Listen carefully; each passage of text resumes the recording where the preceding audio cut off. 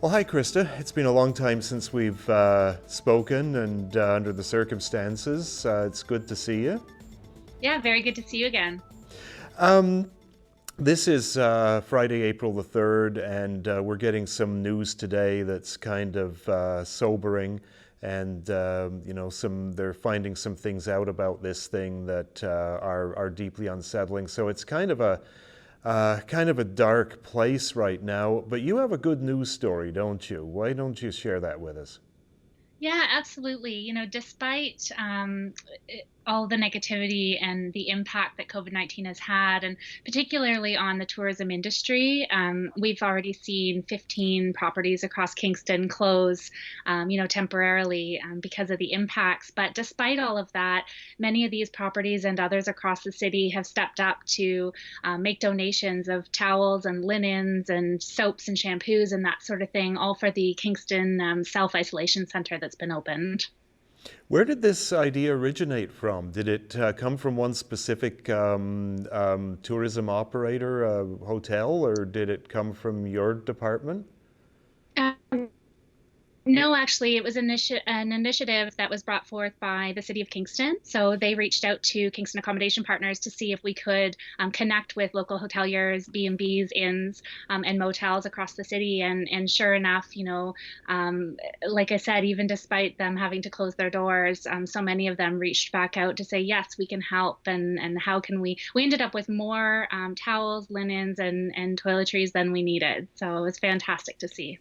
That's good. How many hotels and B&Bs and whatnot, do you have a number as to how many actually participated in this? Yeah, we had eight different properties all step up. We had eight different properties all step up to participate, and at that time there probably would have been more, but we had enough, so we were able to say thank you. We'll be back in touch if we need more.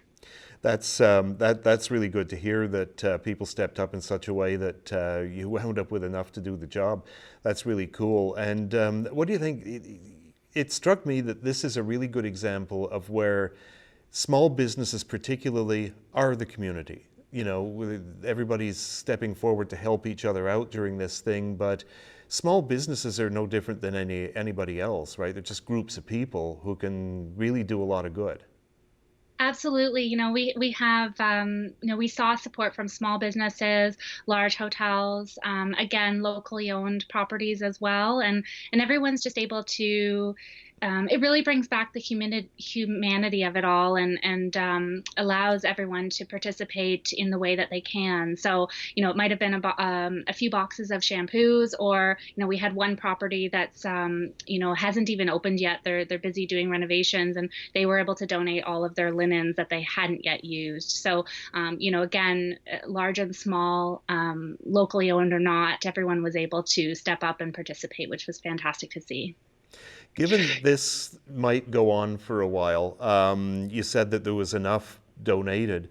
What about going forward? If there might be people watching this who have bed and breakfasts who weren't aware of this initiative, who can they get in touch with to say, yeah, when you need more, give me a call? Yeah, absolutely. The properties in town all have my contact, but it's Krista at visitkingston.ca. I'm the executive director at Kingston Accommodation Partners, and definitely the contact person for the properties to then filter it on through to where it needs to go. So tell me a little bit about where this material did go. It's the self-isolation center. What exactly is that? Absolutely. So the Self-Isolation Center is a property in place that they have created, and they are accepting referrals from the COVID-19 Assessment Center. So when people are showing symptoms, haven't yet been able to be tested, or have tested positive and need to be isolated and have a place to go, this facility is in place to protect the rest of the population as well, and allow them to recover in a self-isolated manner.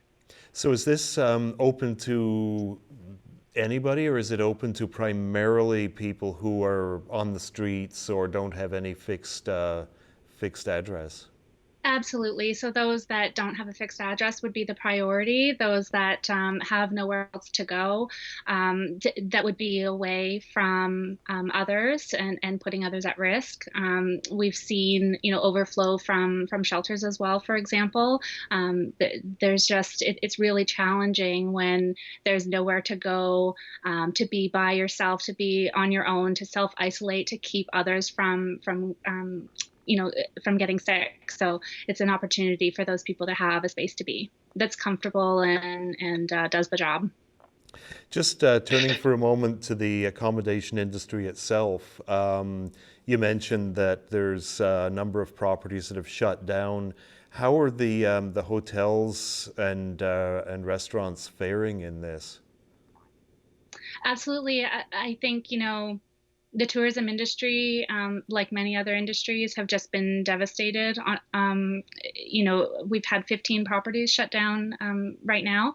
But, we're looking ahead. We're looking at the future. We're working with Tourism Kingston to plan a recovery plan, understanding that it might not be now, it might not be in the near future, but eventually, the tourism industry is a very resilient industry and it will recover, and people are going to want to travel when all this is done. So, when the time is right and it's appropriate, we're doing what we can to make sure that we're still here.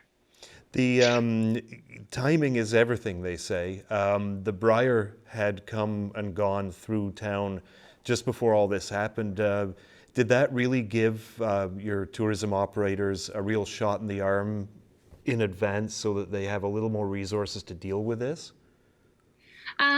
Yeah, I think timing is everything, and I think if anything, the Brier being such a success and literally ending right before everything kind of exploded, was a relief for us. It was great to be able to see that event happen and to see the resources that were able to go into that, help the event come to fruition and be as successful as it was. And it certainly, supported our community in a time that is usually quiet across the city. So I think if anything, it was a huge relief for people to have that done so successfully right before all of this happened.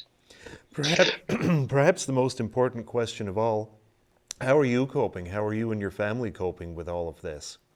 We're fine, thank you. I think I can speak for, I'm a young parent, so I can probably speak for parents across the way that, it's a challenge to isolate and to be at home and to work from home and also try to educate your children while they're there. But it is what everyone needs to be doing right now to stay safe and stay healthy. And, we are fine. We are healthy and happy and doing what we can from home. That was great talking to you, Krista, and it's again a very important initiative that CAP has undertaken on behalf of the city. So, congratulations, thanks for doing it, and keep up the good work. Great, thank you. And, I just want to say thank you so much to the city for their efforts there, all of the properties that contributed, as well as the addiction and mental health services.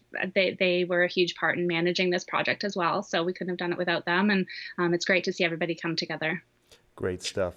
Thanks again, Krista. Thank Hopefully, we'll you. talk to you again soon. Have a great day.